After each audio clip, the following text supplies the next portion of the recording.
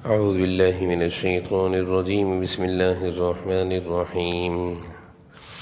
الحمد لله الذي أنزل على عبده الكتاب ولم يجعل له عوجا قيما لينذر بأسا شديدا من لدنه ويبشر المؤمنين الذين يعملون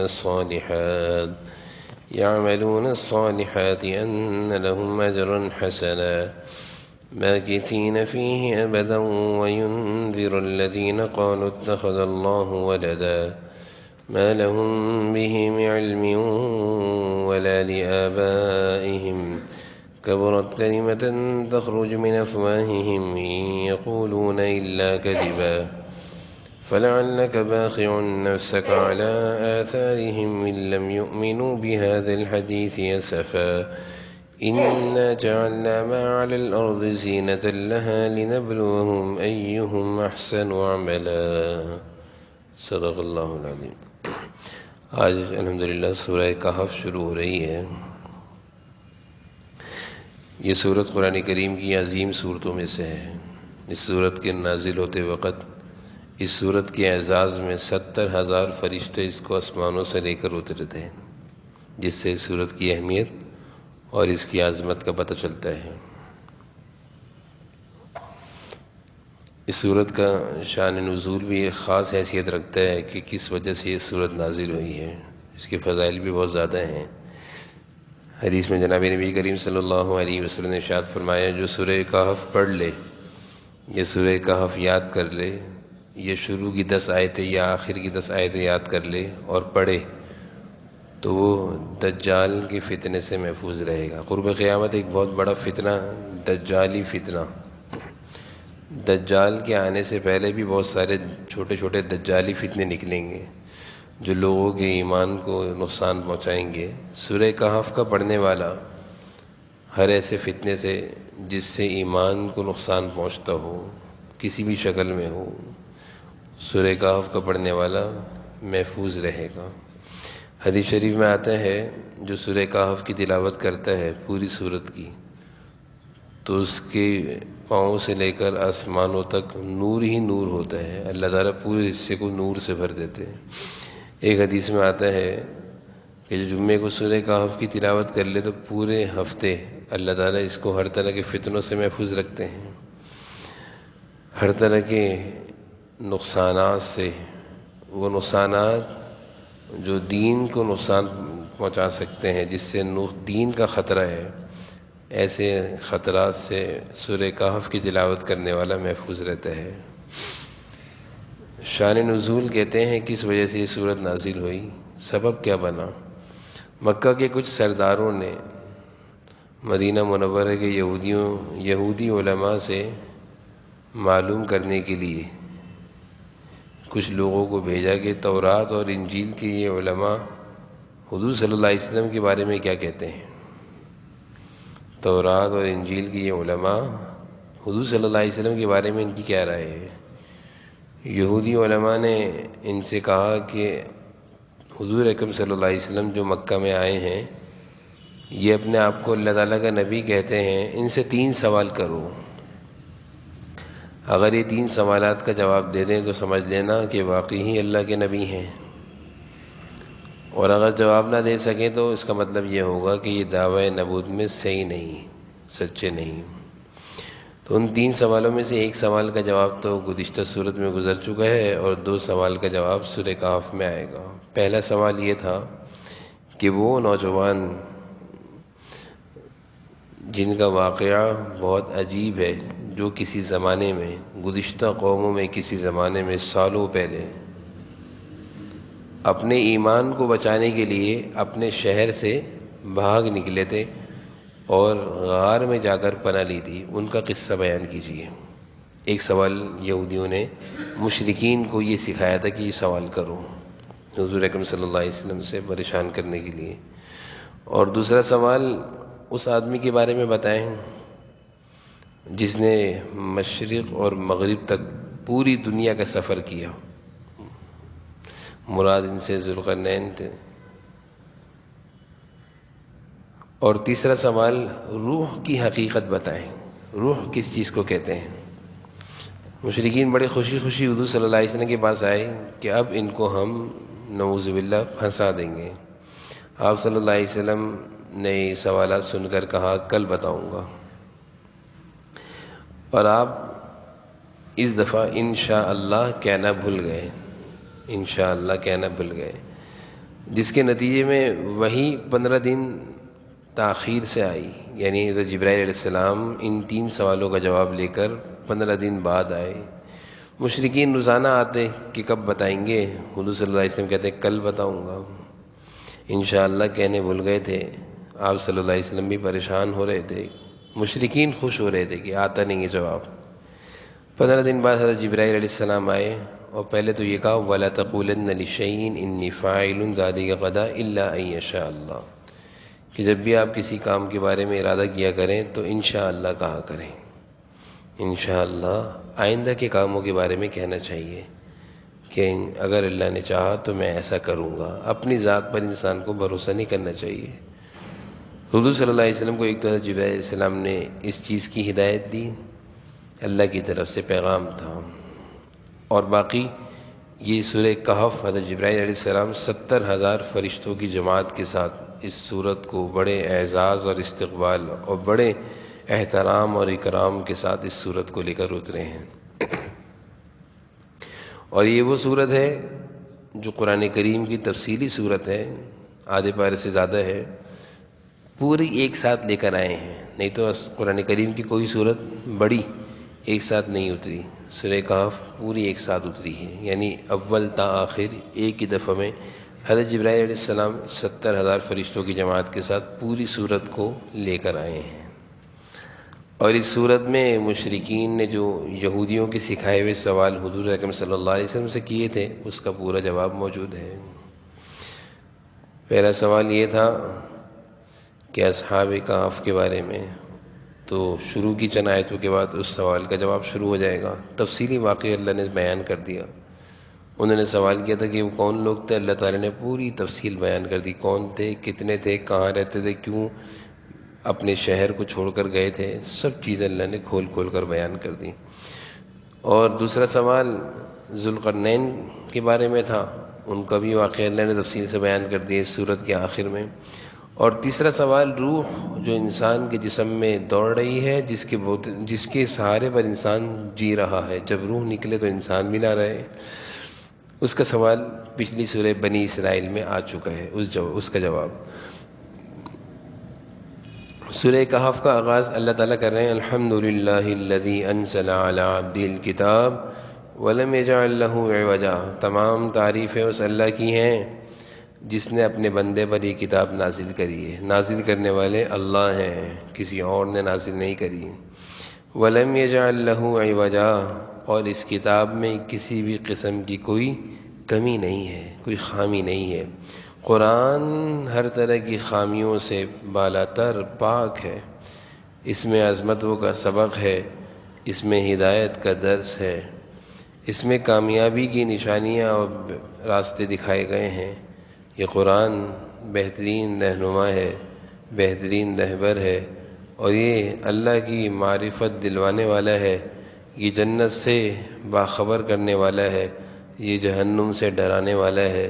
اس قرآن کو پڑھنے سے دل بھی نورانی ہو جاتا ہے، منور ہو جاتا ہے، زبان پر لذت بڑھ جاتی ہے، سنتے ہیں تو کانوں میں ایک ٹھنڈک سی جو دل تک پہنچتی ہے، یہ قرآن کی تاثیر ہے۔ اللہ فرما رہے ہیں وَلَمْ يَجْعَلْ لَهُ عِوَجًا، اس میں کسی قسم کی کوئی خامی نہیں ہے بھائی۔ اس قرآن کو عظمتوں کے ساتھ اٹھاؤ، پڑھو، پڑھاؤ، اس کی خدمت کرو، اس کو سیکھو، سکھاؤ، اس کو پڑھو گے بغیر سمجھے جب بھی ثواب ملے گا، سمجھ کے پڑھو گے جب بھی ثواب ملے گا، فائدہ دونوں صورتوں میں ہوگا۔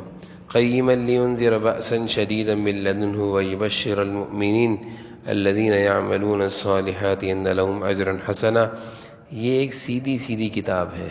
قیمہ قرآن ایک سیدھی، یعنی سیدھا سیدھا راستہ بتاتا ہے، سیدھا سیدھا درس دیتا ہے، گھما پھرا کر اللہ تعالیٰ کوئی بات نہیں کرتے۔ اللہ تعالیٰ صاف بات ارشاد فرماتے ہیں، صاف صاف کہ یہ کرو گے کامیاب ہوگے، نہیں کرو گے ناکام ہوگے۔ قیمہ مانے سیدھا سیدھا راستہ، سیدھی سیدھی باتیں قرآن کے ذریعے سے۔ دنیا میں لوگ بہت ساری باتیں جس کو کہتے ہیں مختلف انداز میں زبان کے فن ہوتے ہیں، بدل بدل کر باتوں کو پیش کر کے لوگوں کو بے وقوف بناتے ہیں۔ قرآن سیدھی سادھی صاف ستھری بات، بالکل سیدھا راستہ دکھاتا ہے۔ کیا کہتے ہیں قرآن کے ذریعے؟ لِيُنذِرَ بَأْسًا شَدِيدًا، یہ ایک سیدھی کتاب ہے جو اللہ کی طرف سے نازل ہوئی ہے، لوگوں کو اپنی طرف سے ایک سخت عذاب سے آگاہ کرے گی۔ لِيُنذِرَ بَأْسًا، لِيُنذِرَ کہتے ہیں ڈرائے گی، بَأْسًا شَدِيدًا سخت عذاب سے اللہ تعالیٰ ڈراتے ہیں۔ وَيُبَشِّرَ الْمُؤْمِنِينَ الَّذِينَ، اور ایمان والوں کو خوشخبری دیتے ہیں کس بات کی؟ يَعْمَلُونَ الصَّالِحَاتِ، کہ اگر نیک کام کرو گے، أَنَّ لَهُمْ أَجْرًا حَسَنًا، تو بہترین صلہ ملے گا۔ اللہ کی مرضی کی زندگی گزاریں گے، مزے ہی مزے ہوں گے۔ اللہ کو ناراض کریں گے تو پھر عذاب بھی سخت ہے۔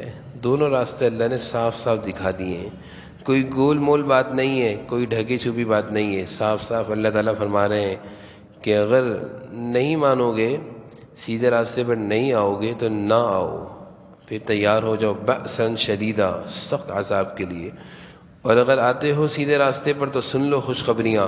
یبشر المؤمنین الذین یعملون الصالحات ان لہم اجرا حسنا، مزے کی زندگی ہوگی، ماکثین فیہ ابدا، اس مزے کی زندگی سے مراد جنت کی زندگی میں ہمیشہ ہمیشہ رہو گے، ماکثین مانے رہو گے، ابدا ہمیشہ ہمیشہ۔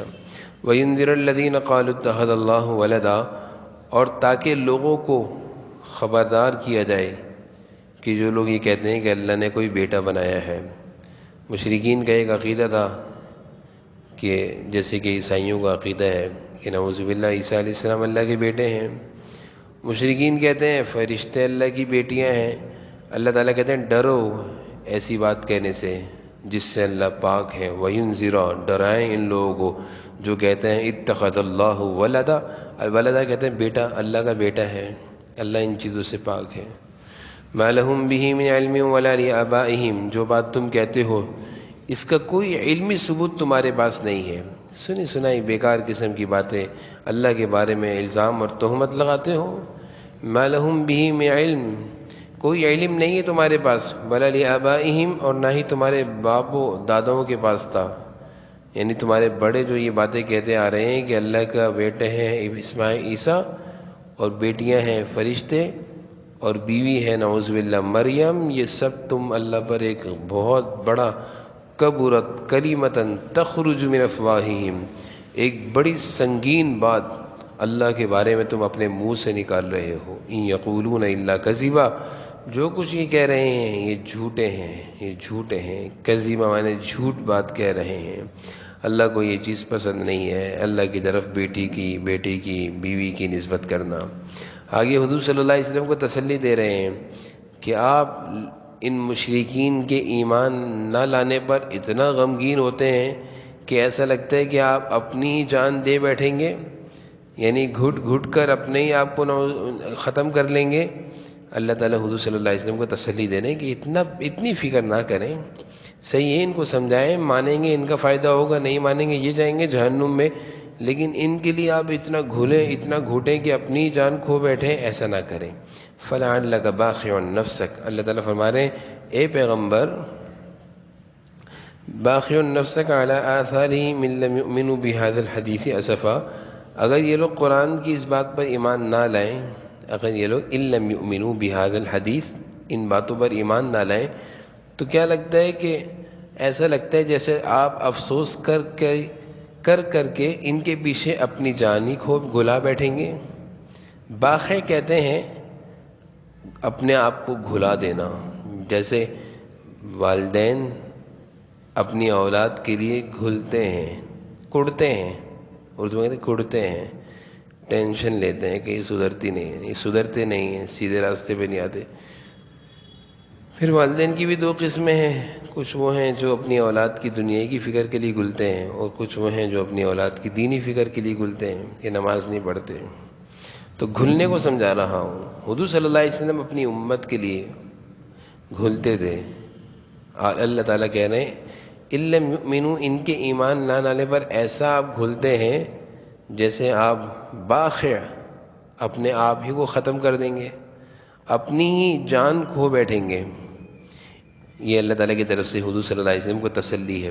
اِنَّا جَعَلْنَا مَا عَلَى الْأَرْضِ زِينَةً لَهَا لِنَبْلُوَهُمْ أَيُّهُمْ أَحْسَنُ عَمَلًا۔ اللہ تعالیٰ فرما رہے ہیں یقین جانیے کہ روئے زمین پر جتنی چیزیں ہیں ہم نے انہیں ایک سجاوٹ کا ذریعہ بنایا ہے۔ ارض زینہ، زمین کو بنایا ہے زینت، زمین اور آسمان کو اللہ نے جو بنایا ہے ایک انسان کے لیے بنایا ہے۔ لِنَبْلُوَهُمْ أَيُّهُمْ أَحْسَنُ عَمَلًا، لِنَبْلُوَهُمْ کہتے ہیں کہ ہم آزمائیں، دیکھیں، امتحان لیں کہ کون اس دنیا کی زندگی میں جا کر اچھے کام کرتا ہے اور کون دنیا کی چمک دمک میں لگ کر بس یہی دیکھتا رہتا ہے کہ یہ لے لو، وہ لے لو، یہ بنا لو، وہ کما لو، دنیا کی چمک دمک میں پھنس گیا ہے، اور کون ہے کہ جو لِنَبْلُوَهُمْ أَيُّهُمْ أَحْسَنُ عَمَلًا، مانے ہم دیکھتے ہیں کہ کون دنیا میں جا کر احسن عملہ نیک کام کرتا ہے، اور ہم دیکھتے ہیں کہ کون اس دنیا میں جا کر ہمیں بھول جاتا ہے۔ اللہ تعالیٰ صاف صاف فرما رہے ہیں، دیکھ رہے ہیں، ہمارا امتحان ہے، ہمیں ایسے ہی دنیا میں نہیں بھیجا کہ گھومے پھریں، نہیں، ایک مقصد کو دے کر بھیجا ہے۔ وَإِنَّا لَجَاعِلُونَ مَا عَلَيْهَا صَعِيدًا جُرُزًا، اور یہ بھی یقین رکھو کہ روئے زمین پر جو کچھ ہے ایک دن ہم اسے میدان بنا دیں گے۔ لَجَاعِلُونَ مانے بنا دیں گے، صَعِيدًا جُرُزًا، صعیداً جرزا کہتے ہیں بالکل صاف چٹیل میدان۔ آج یہ جو زمین پر بڑی بڑی عمارتیں بنائی جا رہی ہیں، ایسی مضبوط عمارتیں کہ 1000 سال تک بھی نہ گریں، اللہ تعالیٰ فرما رہے ہیں جب قیامت قائم کریں گے تو سب ختم کر کر زمین کا لیول بالکل برابر کر دیں گے۔ جیسے کہ آج کل پارک بنانے کی کوششیں کی جا رہی ہیں، تو اللہ تعالیٰ قیامت کے دن ساری دنیا کو پارک بنا دیں گے، یہ بڑی بڑی عمارتیں سب ہو جائیں گی زمین کے لیول پر۔ تو اللہ تعالیٰ فرمانے کیوں اس دنیا کے پیچھے اتنے بھاگ رہے ہو جس دنیا کو ہم نے ختم کرنا ہے۔ یہ سورہ کہف کی ابتدائی آیتوں میں اللہ تعالیٰ نے تمہید باندھی ہے۔ اب اصل سوال کا جواب شروع ہو رہا ہے۔ سورہ کہف میں جو سوال کیا تھا اللہ تعالیٰ نے اس سوال کا جواب جو اتارا تھا، ام حسبت ان اصحاب الکہف والرقیم کانوا من آیاتنا عجبا۔ اللہ تعالیٰ فرمانے کیا تمہارا خیال یہ ہے کہ غار والے، کہف کہتے ہیں غار والے، رقیم والے لوگ، کانوا من آیاتنا عجبا، وہ ایک عجیب نشانیوں میں سے ہیں، یعنی ان کا واقعہ، ان کا تذکرہ ایک بڑا عجیب تذکرہ ہے، کوئی معمولی تذکرہ نہیں ہے، یہ بہت بڑا اہم واقعہ ہے، اور اس واقعے میں بہت ساری پیچیدگیاں اور بہت زیادہ قیمتی باتیں ہیں اور بہت ساری ہدایات اور نصیحتیں ہیں۔ اللہ تعالیٰ خود فرما رہے ہیں کہ ام حسبت ان اصحاب الکہف، اصحاب کہف جس کے بارے میں سوال کیا تھا کہ وہ کون لوگ تھے جنہوں نے اپنے دین اور ایمان کو بچانے کی خاطر اپنی قوم کو، اپنے گھر کو، اپنی بستی کو، اپنے شہر کو چھوڑ کر ایک غار کی پناہ لی تھی۔ اللہ فرما رہے ہیں کانوا من آیاتنا عجبا، واقعی وہ بڑا عجیب واقعہ ہے، اور بڑے عجیب لوگ تھے۔ کیسے لوگ تھے کہ وہ ایک ایسا دور تھا کہ بڑا ظالم بادشاہ تھا، ظلم اور جبر کا دور تھا، لوگوں کو اپنی منمانی کی زندگی گزارنے کی کیا بلکہ اپنی مرضی کی عبادت کی بھی کوئی اجازت نہیں تھی۔ وہ بادشاہ تھا اور وہ خدا بنا بیٹھا تھا، اور کسی کو بھی اس بات کی اجازت نہیں تھی کہ وہ اس کے سوا کسی اور کو سجدہ کرے۔ تو ساری قوم اسی کو پوجتی تھی، اسی کی عبادت کرتی تھی، اسی کی ماتحتی میں زندگیاں گزار رہے تھے لوگ۔ یعنی ایک فتنہ تھا، لوگوں کے لیے ایک فتنہ تھا، ظالم تھا، جابر تھا، لوگوں کو مجبور کرتا تھا اپنی عبادت پر۔ لیکن کچھ لوگ ایسے تھے، کچھ نوجوان تھے جن کو یہ چیز برداشت نہیں ہوتی تھی، اور وہ سمجھتے تھے کہ ہم غلط کرتے ہیں، اور عبادت تو ایک اللہ کی ہونی چاہیے، آسمان و زمین بنانے والی کی ہونی چاہیے۔ تو اس قوم میں سے ایک نوجوان یہ سوچ کر اپنی بستی سے باہر نکلا، اذا والفتیۃ الی الکہف، اور وہ اپنی بستی سے باہر نکل کر ایک درخت کے سائے میں جا کر بیٹھ گیا، الگ تھلگ ہو کر۔ ساری قوم کے لوگ بتوں وہ اپنے بادشاہ کی بات کو پوچھتے تھے، جھکتے تھے، یہ نہیں جھکتا تھا اس کے آگے۔ یہ ایک جا کر بیٹھا درخت کے نیچے، کفر و شرک سے بیزار ہو کر، اس کو دیکھا دیکھی ایک اور آ گیا۔ اللہ تعالیٰ جب دن بدلتے ہیں، کسی کے دن جب بدلنے پر آتے ہیں تو پھر راستے بھی اللہ تعالیٰ خود ہی بناتے ہیں اور دل میں بھی اللہ تعالیٰ ڈالتے ہیں۔ دوسرا آیا، پہلے والے نے پوچھا بھائی کیوں آئے ہو ہمارے پاس؟ تو وہ کہنے لگا تم کیوں آئے ہو؟ کہا بھائی میں تو بیزار ہو کر آیا ہوں، کفر و شرک سے بیزار ہو کر آیا ہوں۔ یہ کیسے ممکن ہے کہ آسمان و زمین کا بنانے والا تو رب ہے اور ہم بادشاہ کو ہی عبادت کرتے ہیں؟ ایسے تو نہیں ہو سکتا۔ دیکھتے دیکھتے ایک اور آ گیا، دن بدل رہے ہیں اور اللہ تعالیٰ وہ کہتے ہیں نا، کوئی ایک آدمی بہتری کا سیدھے راستے پر چلنے کا ارادہ کرے تو اللہ تعالیٰ پورا قافلہ بنا دیتے ہیں۔ ایک ہوتا ہے کوئی ہو تو کرنے والا، کوئی ہمت تو کرے، کوئی کوشش تو کرے، اللہ تعالیٰ کئیوں کو جمع کر دیتے ہیں۔ بہرحال 1 سے 7 ہو گئے، ہوتے ہوتے 7 ہو گئے۔ سب کا ایک ہی مقصد تھا، سب کے دل کی بات تھی، ایک دوسرے چھپا بھی رہے تھے، سب نے ایک ہی بات کہی کہ بھائی ہمارا تو ایک ہی مقصد ہے کہ اللہ کی عبادت کرنی ہے، بادشاہ کی عبادت ہم سے نہیں ہوتی۔ اس مقصد کو لے کر ہم یہاں آئے ہیں اور یہ ہمیں مجبور کرتا ہے، ہم یہ نہیں کر سکتے۔ چنانچہ انہوں نے کہا چلو ایک کام کرتے ہیں، بادشاہ کے پاس چلتے ہیں۔ یہ 7 کے ساتھ بادشاہ کے پاس گئے اور اس سے کہا کہ بادشاہ سلامت، ربنا رب السماوات والارض، ہمارا معبود اور تمہارا معبود تو وہ ہے جس نے آسمان و زمین کو پیدا کیا ہے۔ آسمان و زمین کے پیدا کرنے والا ربنا رب السماوات والارض، وہ ہمارا رب ہے۔ تم کیوں کہتے ہو کہ تم ہمارے رب ہو؟ یہ انہوں نے پہلا اقدام کیا کہ بادشاہ کے سامنے جا کر حق بات کہہ دی۔ بادشاہ نے ایک دم سے ان کے سر قلم کرنے کا حکم نہیں دیا، بلکہ ان کو مہلت دی کہ میری قوم کے نوجوان ہیں اور نوجوانوں سے بڑی امیدیں ہوتی ہیں۔ میں نہیں چاہتا میں تم سب کو مار دوں، میں چاہتا ہوں کہ تھوڑا تمہیں مہلت دے دوں، سوچ لو، سمجھ لو، جو ساری قوم کر رہی ہے وہی کرنا ہوگا، اختیار تمہارے پاس نہیں ہے، جو میں کہہ رہا ہوں مجھے ہی سجدہ کرنا ہوگا، لیکن مہلت دیتا ہوں، 1 ہفتے کی مہلت ہے، جاؤ تم 7 کو مہلت ہے، اگر مان لو گے میری بات تو ٹھیک ہے، نہیں تو تم سب کے سر قلم کیے جائیں گے، قتل کر دیا جائے گا۔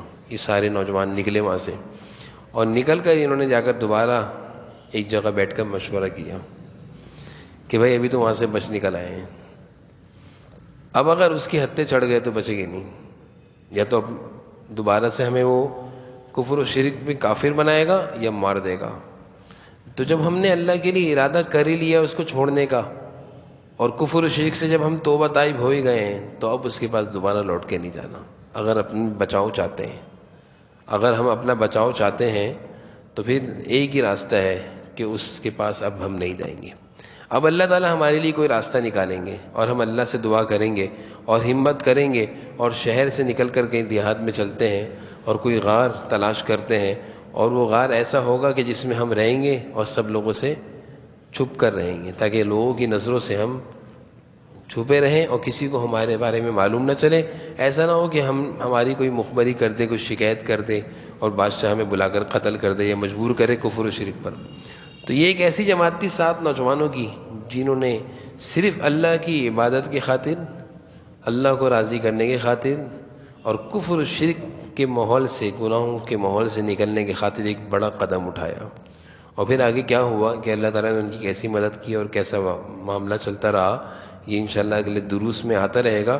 لیکن اتنی بات سمجھ لینی چاہیے، یہ سورہ کہف آج کل کے حالات کے لحاظ سے یہ ایک عجیب صورت ہے، یعنی اس کے پڑھنے کی برکت سے آج بھی انسان دجال اور دجالی فتنوں سے محفوظ رہے گا۔ اور اس کے دروس جو ہیں کہ اگر آج کے دور میں بھی ہمارے ساتھ ایسے حالات دکھ رہے ہیں کہ دین اور ایمان پر عمل کرنا مشکل ہوتا جا رہا ہے، اور جیسے کہ ہمارے سامنے مساجد کی حفاظت اور تحفظ بھی اب مشکل ہوتا جا رہا ہے، اس طرح کے حالات میں کیا کرنا ہے، ان نوجوانوں کی زندگی سے ہمیں درس ملے گا کہ انہوں نے کیسے اپنے دین اور ایمان کو بچانے کے لیے کیسی قربانیاں دیں اور کسی کی پرواہ نہیں کری، اپنے دین کو اور اللہ کی عبادت کو انہوں نے مقدم رکھا اور سب کو چھوڑنا ان کے لیے گوارا ہو گیا۔ لیکن اللہ کی عبادت کو چھوڑنا ان کے لیے گوارا نہیں تھا، اور یہ ہرگز اس چیز کو برداشت نہیں کر رہے تھے کہ ہم بادشاہ کی عبادت کریں. تو اللہ تعالیٰ نے پھر ان کی مدد فرمائی. انشاءاللہ اگلے درس میں